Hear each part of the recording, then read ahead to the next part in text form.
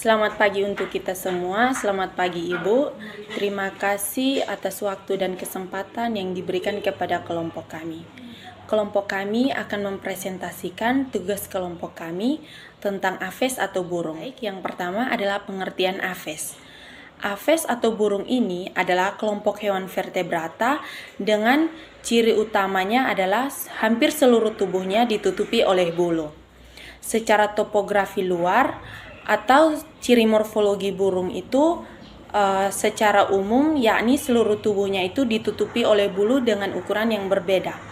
Artinya ukuran bulu yang berada pada bagian kepala burung pasti berbeda dengan ukuran bulu yang berada pada bagian tubuh, sayap, serta ekor burung.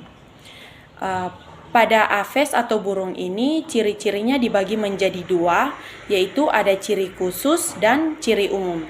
Ciri khusus ini terletak pada struktur burung, yaitu ciri khusus yang pertama, struktur burung ini secara filogenetik berasal dari lapisan epidermal. Dan yang kedua, struktur bulu burung secara embriologik berasal dari papila dermal. Yang ketiga, berdasarkan jenis bulu, bulu burung ini dikelompokkan menjadi plumae, plumulae, filoplumulae, serta briset. Dan yang terakhir adalah ada 10 bentuk bulu ekor pada burung. Baik, ciri umumnya itu, ciri umum pada aves atau burung itu yang pertama adalah aves atau burung ini memiliki paruh dan tidak memiliki gigi. Yang kedua adalah hidup dari Arktik sampai pada Antartika. Yang ketiga adalah endotermik, sehingga aves atau burung ini berdarah panas. Dan yang terakhir yaitu homoeotermik, sehingga suhu pada aves atau burung ini selalu memiliki suhu tubuh yang konstan. Baik, materi selanjutnya saya berikan kesempatan kepada teman saya untuk menjelaskan materi lanjutan dari tugas kami. Terima kasih. Selanjutnya, saya akan menjelaskan tentang fisiologi dari aves. Sebelumnya, saya akan menjelaskan apa itu fisiologi. Fisiologi itu adalah salah satu cabang ilmu biologi yang mempelajari tentang berlangsungnya sistem kehidupan. Ya, langsung saja berikut saya akan menjelaskan tentang sistem kehidupan aves. Yang pertama yaitu sistem ekskresi. Burung pada dasarnya adalah urikotelik, yang ginjalnya mengekskresi limbah nitrogen dari darahnya dan mengeluarkannya sebagai asam urat atau urea melalui ureter ke dalam usus. Yang kedua yaitu sistem pencernaan. Pada burung, sistem pencernaannya itu dengan tembolok untuk menyimpan yang dicerna dan ampela yang mengandung batu yang telah ditekuk burung dan berfungsi untuk menghancurkan makanan untuk mengimbangi ketiadaan gigi. Ketiga, sistem pernapasan. Burung adalah salah satu hewan yang memiliki sistem pernapasan paling kompleks di dalam dunia hewan. Setelah dihirup 75% dari udara segar, melewati paru-paru dan mengalir langsung ke kantong udara posterior yang membentang dari paru-paru dan terhubung dengan ruang di tulang dan mengisinya dengan udara 25% langsung ke paru-paru.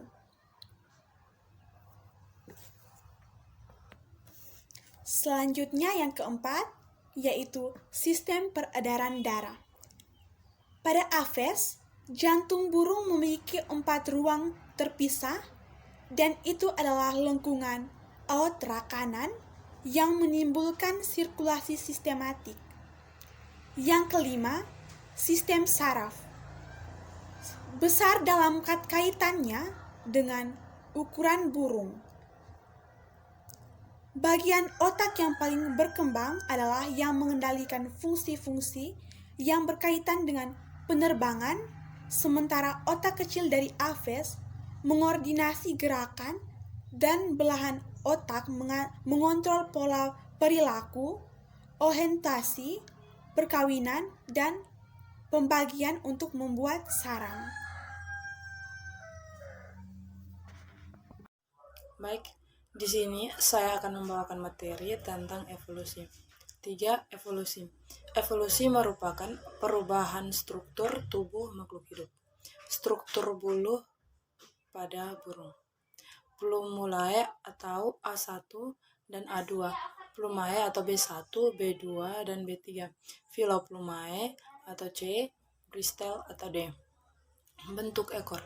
Bentuk yang pertama bersegi, bentuk yang kedua bertakik, bentuk yang ketiga bercabang, bentuk yang keempat bulu sebelah luar memanjang, bentuk yang kelima bulu ekor dengan raket, bentuk yang keenam bulu tengah panjang, bentuk yang ketujuh 8, bentuk yang ke-8 berbentuk cakram, bentuk yang ke-9 berbentuk tingkatan, dan bentuk yang ke-10 berujung meruncing.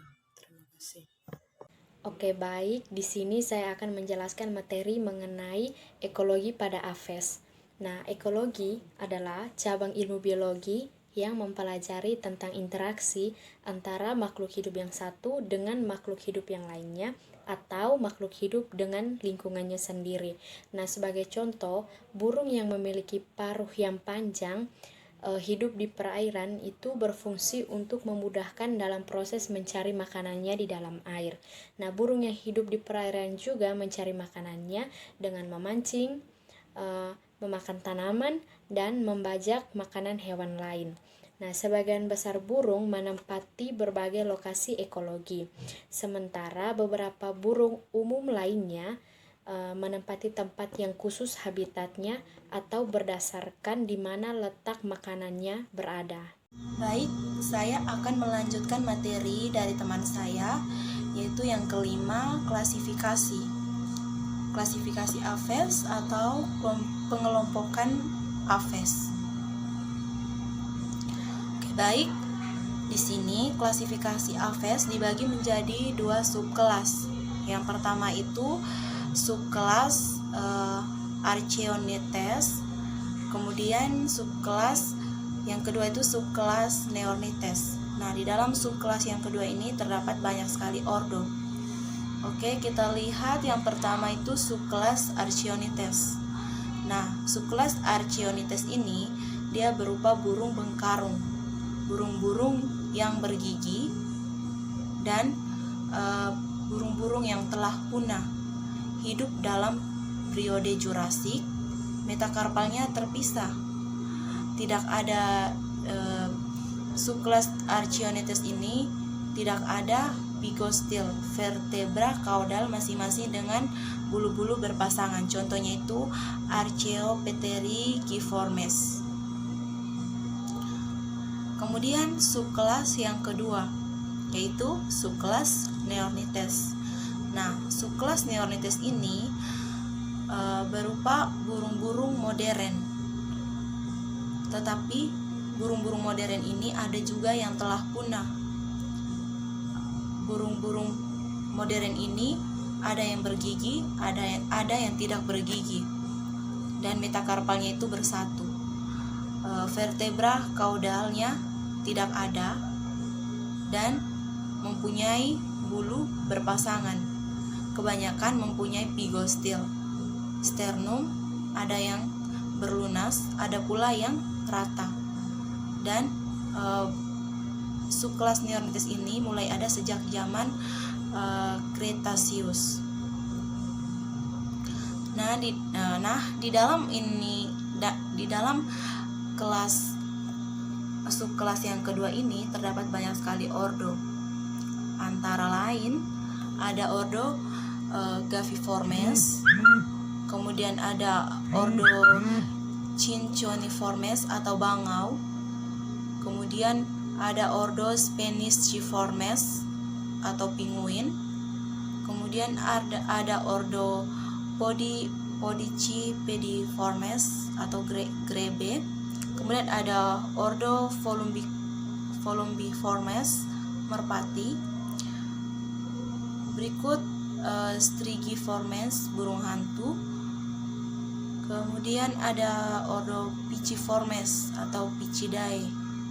Kemudian ada ordo Apodiformes walet dan kolibri.